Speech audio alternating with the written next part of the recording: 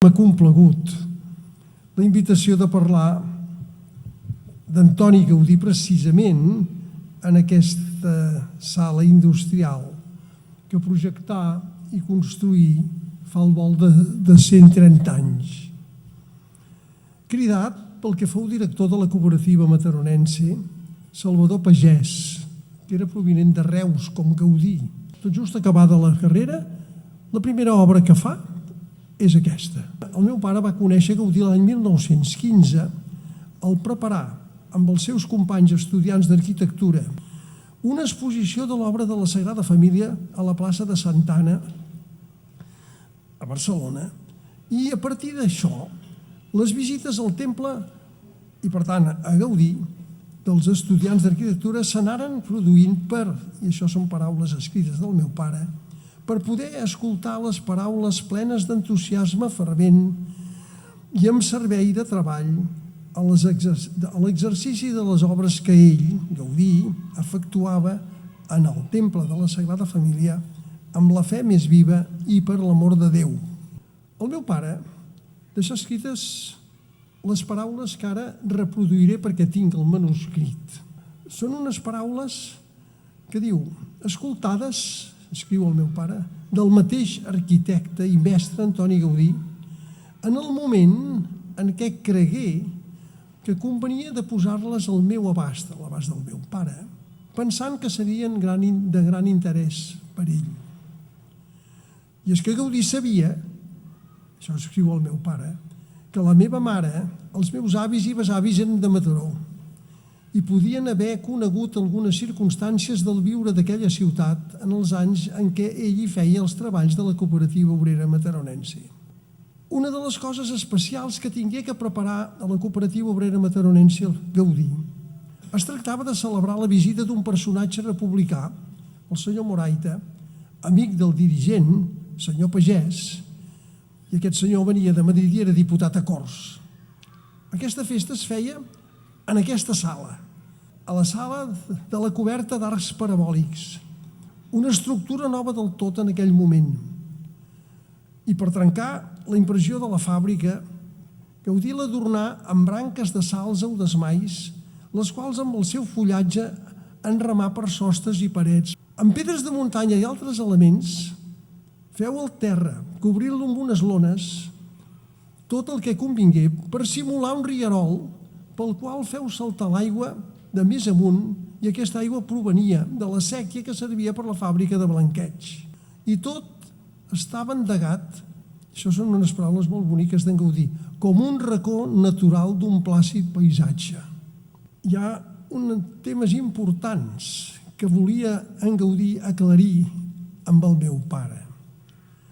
El mestre de Gaudí li plegué de fer una declaració de les seves creences. Ell, Gaudí, i escriu el meu pare, ja m'havia indicat el criteri social i polític que tenia la direcció de la cooperativa i principalment la dels gerents senyor Pagès.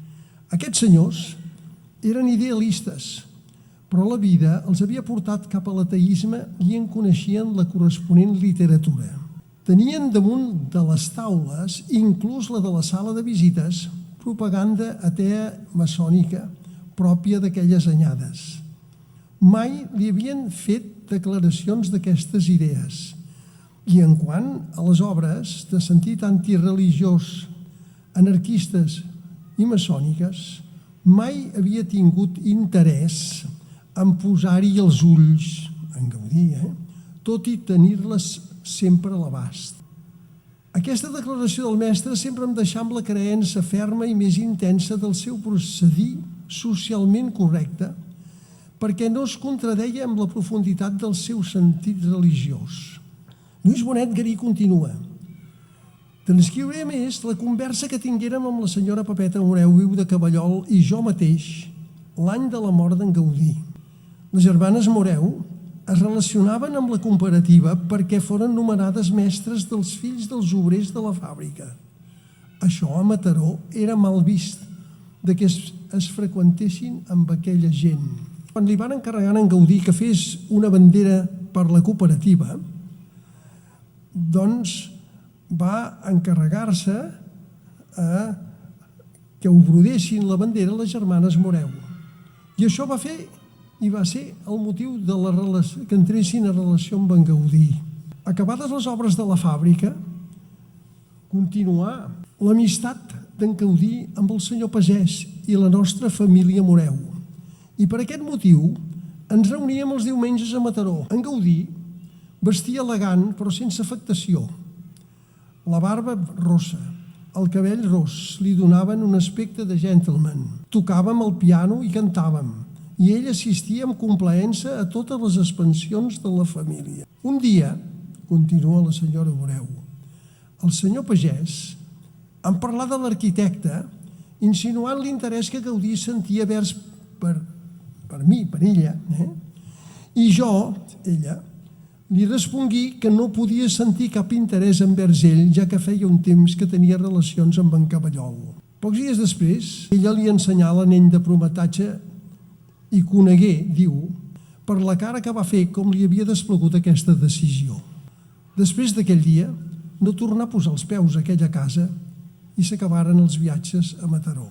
En l'espai dels anys 1876 al 1888 es veu ja clar el que té de ser per tots la vida en la vocació del seu estat, la negativa de Pepeta i el professorí d'Antoni, que mostra clarament que ella sap el que li convé i a ell Déu el vol per un altre camí.